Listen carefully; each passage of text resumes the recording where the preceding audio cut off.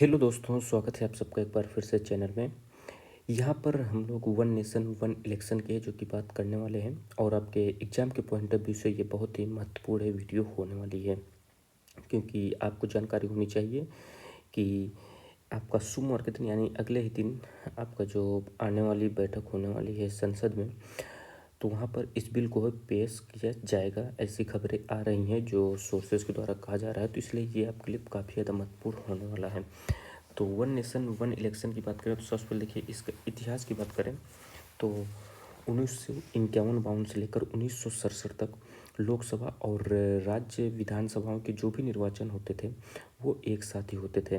लेकिन 1967 के बाद क्या होता है, यह चक्र टूट जाता है और निर्वाचन लगभग प्रत्येक वर्ष और एक वर्ष के भीतर कई कई राज्यों में चुनाव हो जो कि होते रहते हैं, क्योंकि आपको पता ही होगा कि अगले साल दिल्ली में चुनाव लगे हुए हैं। अभी आपने देखा कि लोकसभा चुनाव हुए थे, उसके बाद अन्य राज्यों में भी लगातार चुनाव चलते ही रहते हैं साल भर में। तो यहाँ पर होता क्या है, इससे सुरक्षा बल जो निर्वाचन अधिकारी हैं उनकी क्योंकि महत्वपूर्ण पद होते हैं ये और इनकी काफ़ी ज़्यादा क्या कहते हैं चुनाव में ज़रूरत होती है, जिसके कारण से हमारी ये फोर्स लगातार साल भर इधर उधर घूमती रहती है और जो इनका मूल काम होता है उससे ये जुड़ नहीं पाते हैं। तो यहाँ पर होता क्या है, देखिए ये तैनाती की जाती है, आचार संहिता लगती है और लंबी अवधि तक लागू होने का जो आचार संहिता होती है उससे कई कई जो इम्पोर्टेंट हमारे डेवलपमेंट्स वर्क हैं वो सब रुके रहते हैं और एक प्रकार से प्रशासन प्रणाली जो होती है, सरकारी तंत्र होता है, वो एक प्रकार से सुस्त बैठ जाता है। भारत के जो विधि आयोग है, ला कमीशन, इसने निर्वाचन विधियों में सुधार पर अपनी 117वीं जो रिपोर्ट आई थी उसमें कहा था कि प्रत्येक वर्ष और बिना उपयुक्त समय के निर्वाचन के चक्र है इसको अंत किया जाना चाहिए और हमें जो है अपनी पूर्व स्थिति में फिर से अवलोकन करना चाहिए और प्रयास करना चाहिए कि लोकसभा और विधानसभा के चुनाव को एक साथ कराया जाए। यहाँ पर यह भी सत्य है कि हम सभी स्थिति और संभावनाओं के विषय में कल्पना नहीं कर सकते हैं या उनके लिए उपबंध नहीं कर सकते हैं। आर्टिकल 356 के तहत जो उच्चतम न्यायालय है यानी सुप्रीम कोर्ट, इसका जो एसआर बुम्बई बनाम भारत संघ का जो केस हुआ था उसमें ये सब चीज़ें चर्चा में आई थी और अन्य कारण के जो भी उत्पन्न हो सकेंगी, किसी भी विधानसभा के लिए पृथक निर्वाचन जो है आयोजित करना एक अपवाद होना चाहिए, ना कि नियम होना चाहिए। यदि अलग से कहीं भी राज्य विधानसभा में यदि चुनाव हो रहा है तो वो एक अपवाद होना चाहिए, नहीं कि हर साल चुनाव चलते रहने चाहिए। तो यहाँ पर यही बात कही जा रही है कि लोकसभा और सभी विधानसभाओं के लिए 5 वर्ष में एक बार है जो कि चुनाव होना चाहिए। तो 2015 में ये जो 19वीं रिपोर्ट आती है लोकसभा और राज्यसभा विधानसभा के लिए निर्वाचन आयोजित करने की साध्यता पर, जो न्याय विभाग है इनकी एक संसदीय स्थायी समिति की 2015 में रिपोर्ट आती है और ये कहते हैं कि 2 चरणों में निर्वाचन होना चाहिए, एक में लोकसभा और विधानसभा के एक साथ करा दें और दूसरे चरण में जो भी पंचायती राज से संबंधित जो भी चुनाव हैं, जो ग्राम पंचायत के चुनाव होते हैं उनको एक साथ कंप्लीट कराया जाए।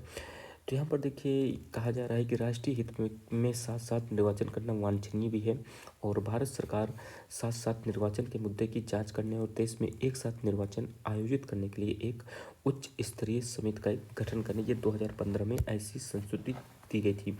तो इसी के लिए ही वन नेशन वन इलेक्शन के लिए एक समिति बनाई जाती है हमारे यहाँ, जो कि रामनाथ कोविंद जी की अध्यक्षता में बनाई जाती है और इसमें कितने मेंबर रहते हैं तो आप ये कमेंट बॉक्स में बताइएगा। तो यहाँ पर देखिए वन नेशन वन इलेक्शन को जो है कैबिनेट की तरफ से मंजूरी दे दी गई है और बहुत ही जल्द 1 या 2 दिन में ही आपको देखने का मिलेगा कि संसद में बिल भी है जो कि पेश किया जाएगा। तो इसके खिलाफ विपक्ष शासित जो भी 5 राज्य के मुख्यमंत्री हैं उन्होंने केंद्र सरकार के खिलाफ है जो कि मोर्चा खोल दिया है। जैसे पश्चिम बंगाल के मुख्यमंत्री ममता बनर्जी जी ने कहा कि केंद्र सरकार पर लोकसभा और राज्य विधानसभा के चुनाव एक साथ कराने के फैसलों को लेकर तीखा हमला किया उन्होंने और ये कहा ये असंवैधानिक और संघीय व्यवस्था विरोधी है। इसका कारण यही है कि संघीय व्यवस्था के विरोध है। देखिए इसमें जो भी मैं आपको कमियाँ बताऊंगा तो ये आपको ध्यान देना है, वन नेशन वन इलेक्शन के अपोजिशन में आपको लिखना है। तो ये भी आपको ध्यान देना है कि आखिर क्या वन नेशन वन इलेक्शन से क्या क्या घाटे हैं हमारे देश के लिए और फायदे तो आपको सरकार खुद ही गिना देगी और मैं भी ये भी आपको बता दूंगा। तो यहाँ पर देखिए ममता बनर्जी जी ने कहा कि ए वन नेशन वन इलेक्शन विधेयक जो है ये सत्ता को केंद्रीकृत करने और भारत के लोकतंत्र को कमज़ोर करने की एक कोशिश है। तो देखिए सबसे बड़ा कारण यही है कि इससे होगा क्या कि सेंट्रलाइज चीज़ें हो जाएंगी, यानी केंद्र सरकार के पास एक प्रकार से शक्ति ज़्यादा चली जाएगी। और साथ ही लोकतंत्र को कमज़ोर करने का मतलब यही है कि यहाँ पर जो क्षेत्रीय पार्टियाँ हैं उनका जो अभी आप देखते हैं ना वैल्यू कितनी ज़्यादा है। यदि कहीं भी देखते हैं आप पूर्ण बहुमत नहीं आता तो वहाँ पर क्षेत्रीय जो भी पार्टी होती है उनकी वैल्यू बढ़ जाती है। तो यदि वन नेशन वन इलेक्शन हो जाएगा तो उनका जो एक स्टेचर है वो पूरी तरह से समाप्त तो हो सकता है, क्योंकि उनकी वैल्यू नहीं रह जाएगी। क्योंकि यहाँ पर होगा क्या कि नेशनल जो इश्यूज हैं वो आपके जो लोकल इश्यूज हैं उन पर भारी हो जाएंगे। ममता बनर्जी जी ने कहा है कि केंद्रीय मंत्रिमंडल ने असंवैधानिक को संघीय ढांचे के विरोधी एक राष्ट्र एक चुनाव विधेयक को मंजूरी दे दी है। तो इन सब में चिंता है उन्होंने दर्ज की है। इसके अलावा देखिए पंजाब के मुख्यमंत्री भगवंत मान ने भी कहा कि भाजपा की जो नीति है कि एक देश एक चुनाव की बात करती है लेकिन दो राज्यों में एक साथ चुनाव कराने में भी असमर्थ है। ये इन्होंने एक प्रकार से कटाक्ष है जो कि मारा है। उन्होंने संसद परिसर में मीडिया से बात करते हुए कहा कि ये एक राष्ट्र एक चुनाव की बात करते हैं लेकिन दो राज्य एक चुनाव भी नहीं करा पा रहे हैं। इनका मतलब ये है कि इनके मन में कुछ और है जो कि चल रहा है। इसके अलावा देखिए बात करें तमिलनाडु की, तो के स्टालिन है जो मुख्यमंत्री, इन्होंने कहा कि यह अव्यावहारिक है और लोकतंत्र विरोधी है जो कि क्षेत्रीय दल और संघवाद को खत्म कर देगा। जैसा कि मैंने आपको बताया कि यहाँ पर क्षेत्रीय दल पर काफ़ी ज़्यादा एक प्रकार से उनकी स्थितियाँ काफ़ी ज़्यादा कमज़ोर हो जाएंगी। उन्होंने लिखा कि अव्यवहारिक और लोकतंत्र विरोधी कदम जो है क्षेत्रीय आवाज़ों को मिटा देगा, यह संघवाद को नष्ट कर देगा, यानी फेडरलिज्म जो है काफ़ी ज़्यादा खतरे में आ जाएगा और शासन को यह बाधित करेगा। झारखंड के जो मुख्यमंत्री हैं हेमंत सोरेन, इन्होंने भी इसका विरोध किया और इन्होंने कहा कि भाजपा अपने हित को साधने के लिए ये सब चीज़ें कर रही हैं। इसके अलावा कांग्रेस के जो कर्नाटक में मुख्यमंत्री हैं सिद्धरामैया, इन्होंने भी केंद्रीय मंत्रिमंडल के फैसले की आलोचना की और इसे संसदीय लोकतंत्र और भाजपा के संघीय ढांचे पर हमला बताया है।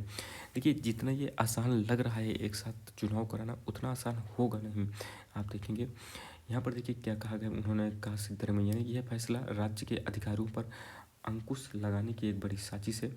उन्होंने कहा ऐसे समय में जब मौजूदा चुनावी व्यवस्था में सुधारों की सख्त ज़रूरत है और यहाँ पर जो इलेक्शन कमीशन है उसकी क्रेडिबिलिटी पर भी लगातार सवाल उठता रहता है। उसके बाद इस तरह का जो विधेयक है, नियम कानून है, यानी एक देश में एक ही बार चुनाव हो, तो ये एक विश्वास को कम करने का काम करते हैं। पहले तो इलेक्शन कमीशन को विश्वास जीतने का काम करना चाहिए, ऐसी इन्होंने बातें कही हैं। ऐसे महत्वपूर्ण विधेयक को मंजूरी देने से पहले मोदी सरकार को विपक्षी दलों और राज्य सरकारों से सलाह लेनी चाहिए थी। ये बात बिल्कुल सही है।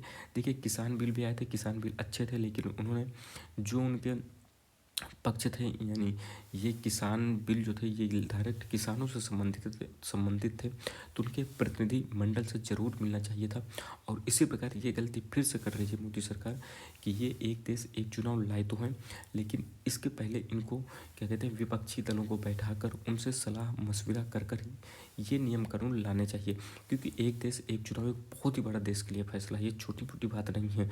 एक बार में आपकी इतनी मशीनरी यूज होगी, इतना रुपया लगेगा, लेकिन यदि इसमें खामियां होंगी तो ये दिक्कत होगी। तो इसलिए इसको बैठकर पहले सभी पार्टियों को मिलकर इस पर निर्णय लेना चाहिए था, जो कि नहीं किया गया है।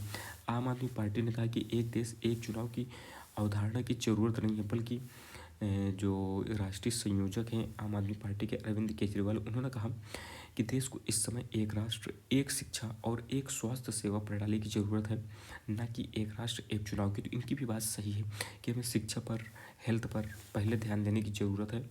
क्योंकि हम देखिए और सब चीज़ों जब फ्री पानी देने पर, फ्री बिजली देने पर नहीं सोचते हैं, तो देखिए चुनाव में जो रुपया खर्च होता है वो हमारे चुनाव प्रणाली को मजबूत ही बनाता है। जो अनेकता में एकता की बात है वो एक अच्छी बात है।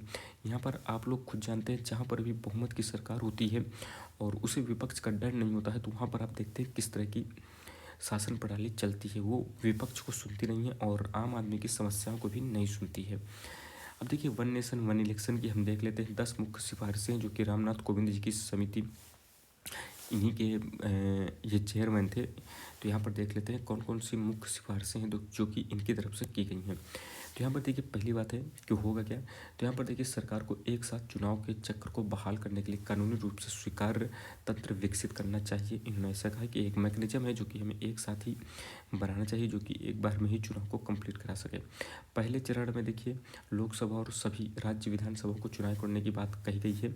जैसे कि मैंने बताया था कि 2 चरण में बात की गई, एक बार में लोकसभा और विधानसभा के चुनाव, और दूसरे चरण में पंचायती चुनाव और लोकसभा और विधानसभा चुनाव के होने के बाद ये 100 दिन के अंदर है जो कि कराए जाए, यानी एक प्रकार से 3.25 महीने के अंदर ही है जो कि कराया जाए। इसको देखिए चौथा पॉइंट है, लोकसभा और विधानसभा चुनाव एक साथ कराने के उद्देश्य से किसी आम चुनाव के बाद लोकसभा की पहली बैठक की तारीख को राष्ट्रपति द्वारा नियत तिथि के रूप में अधिसूचित किया जाए, ऐसे इन्होंने कहा है। इसके बाद नियत तिथि के बाद लोकसभा के पूर्णकाल काल की समाप्ति से पहले चुनावों के माध्यम से गठित सभी राज्य विधानसभाओं का कार्यकाल केवल संसदीय चुनाव की अवधि तक है जो कि मान्य रहेगा। इससे एक बार के अस्थायी उपाय के बाद सभी लोकसभा और विधानसभा चुनाव एक साथ ही होंगे। ठीक। छठवां पॉइंट है, सदन में बहुमत न होने पर और यदि अविश्वास प्रस्ताव आ जाता है तो जो नई लोकसभा की गठन होगा, ये नई लोकसभा के गठन के लिए नए चुनाव हैं जो कि कराए जा सकते हैं, ऐसी बात कही गई है। देखिए 7वीं पॉइंट क्या कहा गया, ये कि लोकसभा के लिए नए चुनाव होते हैं तो जो सदन का कार्यकाल होगा वो केवल शेष कार्यकाल के लिए ही होगा। जैसे कि मान लीजिए 1 साल यदि चुनाव होते हैं लोकसभा के, और इसमें मान लीजिए 1 साल के अंदर गवर्नमेंट गिर जाती है, जो अगले चुनाव होंगे तो वो चुनाव मात्र 4 साल के लिए होंगे, उसके बाद ही यानी शेष कार्यकाल निभाएगा, उसके बाद नए चुनाव फिर से होंगे। ठीक, ये चीज़ आपको ध्यान देना है।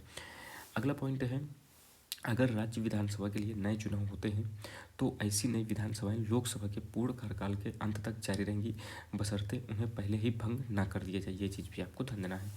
निर्वाचन आयोग है जो आपका इलेक्शन कमीशन, इसके द्वारा राज्य निर्वाचन आयोग के परामर्श से एक एकल मतदाता सूची और मतदाता फोटो पहचान पत्र तैयार किया जाएगा, और यह निर्वाचन आयोग द्वारा तैयार किसी अन्य मतदाता सूची का है जो कि स्थान लेगा। अभी आप देखते हैं नगर पालिका का चुनाव होता है उसकी अगर वो अलग वोटर लिस्ट रहती है, राज्य विधानसभा का चुनाव होता है उसकी अलग वोटर लिस्ट रहती है, और जब हमारे देश का चुनाव होता है आम लोकसभा तो उसकी आप देखते हैं वोटर लिस्ट अलग ही रहती है। तो इन सबको एक साथ करने की बात कही जाएगी इसमें। एक साथ 10वां पॉइंट अंतिम क्या है, एक साथ चुनाव करने के वास्ते से होगा क्या, जो रसद व्यवस्था जो होती है उसको व्यवस्थित करने के लिए निर्वाचन आयोग की जो ईवीएम और वीवीपैट है इनके उपकरणों की खरीद, मतदान कर्मी और सुरक्षा बलों की तैनाती और अन्य आवश्यक वस्तुओं के लिए पहले से ही योजना तैयार की जाए इलेक्शन कमीशन और गवर्नमेंट के द्वारा, और अग्रिम अनुमान है जो कि तैयार की जाए। इन सब चीज़ों को लेकर ऐसी बातें हैं जो कि 10 इंपॉर्टेंट पॉइंट है। अब आगे देखिए जब लोकसभा की बैठक में जब ये बिल आएगा तब और भी चीज़ें जो कि स्पष्ट हो जाएंगी। तो यहाँ पर आप लोग भी बता सकते हैं कमेंट बॉक्स में कि क्या जो 1 नेशन 1 इलेक्शन भारत के लिए फ़ायदेमंद है, या आपको लगता है कि नहीं इससे भारत की डेमोक्रेसी को नुकसान हो सकता है, ये भी आप ज़रूर बताइएगा। ठीक है, बाकी मिलते हैं अगली वीडियो में, तब तक धन्यवाद, जय हिंद।